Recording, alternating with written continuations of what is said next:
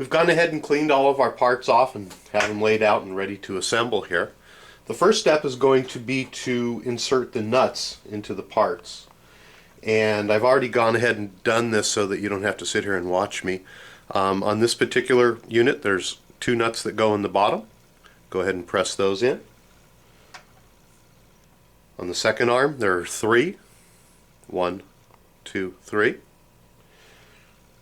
And then on the servo saver end piece, there's the smallest one goes into here.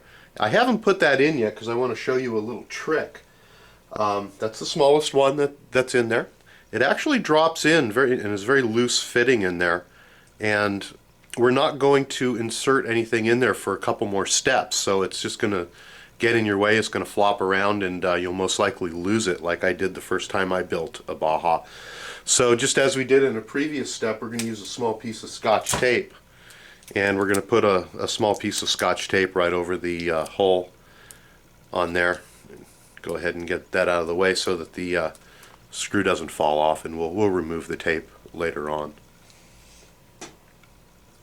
At this point, we're going to go ahead and install the bearings into our 2 arms. Today we're going to be using the Team Fast Eddy Pro Series bearing kit bearings, and they are located in there. They're the 4 smaller red bearings. You can take, if you're using your stock bearings, you'll see that they're located in your bag B. We're going to go ahead and just put these back in the Team Fast Eddy box. That way we have them for later in case we need them. The bearings very simply slip into the top and the bottom of the 2 swing arms, and they're just a press fit. Very simply go in, just like so. I'm going to turn it over, press the other 2 in. We're now going to go ahead and build the servo saver spring assembly, and that's going to go onto the smaller of the arms. You'll notice that there's a beveled portion, and on the other side is the round portion. We're going to insert and be building on the round portion. We're going to go ahead and grab the longest bolt that it was in your bag B, and we're going to hold it upside down. We're going to slip the orange flanged washer over the bolt.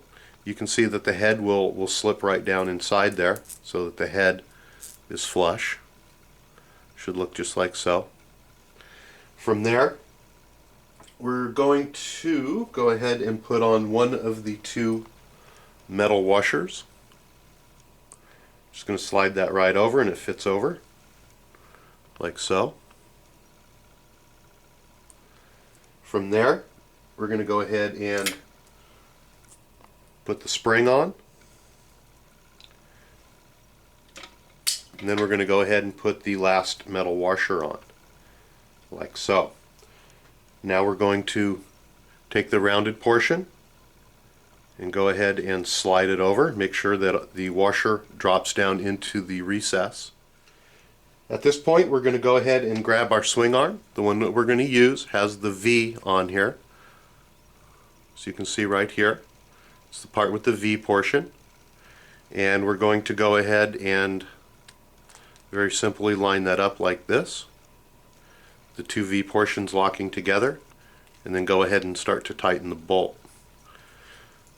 If you have a caliper, the spring length needs to be about 13 millimeters, which is 1/2 inch.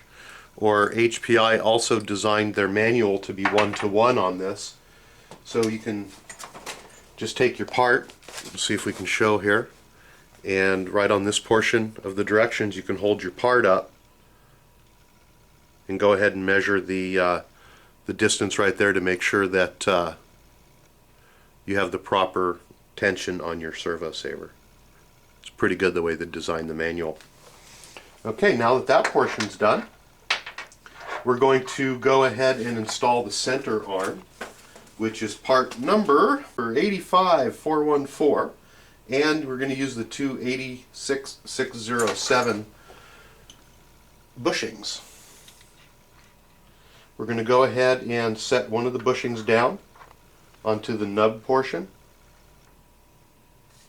And we're going to go ahead and take the brace. Doesn't matter which side goes which direction. We're going to go ahead and lay that down on top. And we're going to take one of our 2 remaining screws, go ahead and insert it down through the top and screw it in. It is a nylock, so you don't have to use any thread locker on there. And go ahead and tighten it up all the way. And because it's got the bushing on there, it's going to go ahead and have some good free play on it. We're going to go ahead now and do that same process on the second side. Going to go ahead and set that down. Going to grab our last remaining bolt. Go ahead and push it through.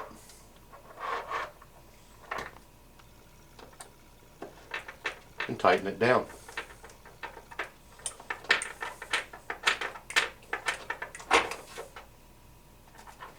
Now we're going to go ahead and install our ball ends, if I can get my wrench out.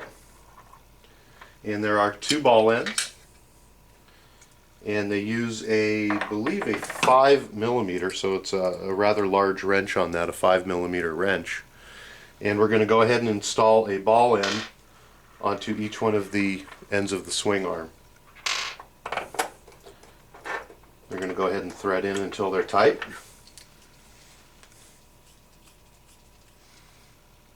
Like so. Move over to the next one. Get it started. Thread it in. Now we're going to go ahead and insert our pivot shafts in through the bearings, and those are the 2 remaining shafts that are in the kit. Going to go ahead and slide them on down. Make sure that they go all the way through. And we're going to do the same on both sides. And then on the bottom, which is the side that the balls are not on, this is the bottom, we're going to go ahead and install the support. You'll notice that there's 2 holes in there, and 1 hole is going to go into each of the posts. And it's just a press fit in, just like this. Go ahead and make sure they're pressed down all the way, and we now have an assembled servo saver. Everything should operate freely. You can hold it from the bottom and make sure that everything is nice and free. As you're moving this around before you get ready to do the next page, just remember that these bars can slide out. So let's just go ahead and make sure that you're always holding it from the bottom so that your parts don't fall off on you. So go ahead and set that aside, and we're going to go ahead and get ready for the next step, which is page number 16, and we're going to go ahead and install the servo saver onto the bulkhead.